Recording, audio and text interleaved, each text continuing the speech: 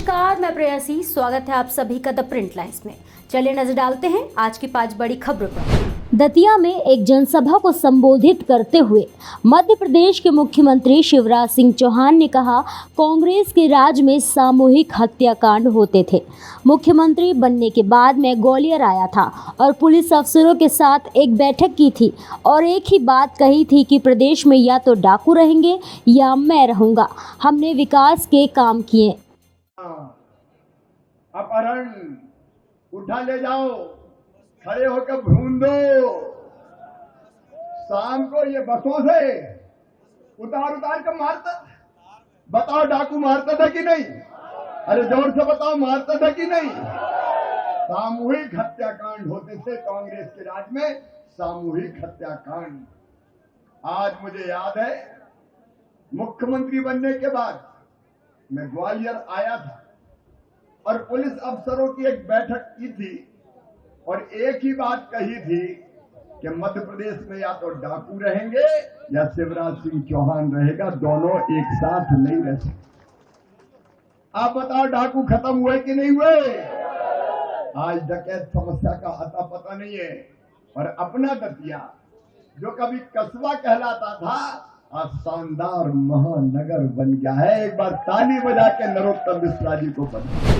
CM Yogi Adityanath ने शारदीय नवरात्र के पहले दिन गोरखपुर महानगर को 233.20 करोड़ रुपए के विकास कार्यों की सौगात दी। इस दौरान उनके समक्ष नगर निगम और एनटीपीसी के मध्य कूड़े से चारकोल बनाने के प्लान की स्थापना के लिए एमओयू भी हुआ। शारदीय नवरात्रि के पहले दिन नगर निगम गोरखपुर का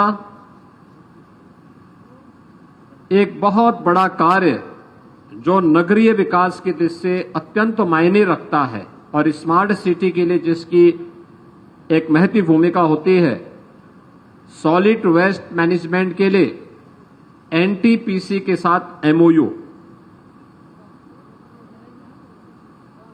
मैं पूरे गोरखपुर वासियों को शारदीय नवरात्रि की बधाई देता हूं और महानगर वासियों को और सभी नगर निकायों से जुड़े हुए जितने भी हमारे नगर निकाय हैं, वहां का भी सॉलिड वेस्ट यानी जितना भी कूड़ा होगा, इन सभी को एनटीपीसी के द्वारा जो प्लांट लगाया जाएगा उसमें निस्तारित करने और वहां पे चारकोल बनाने, उससे सीएनजी बनाने, उससे बिजली बनाने का कार्य स्वयं इनके द्वारा होगा।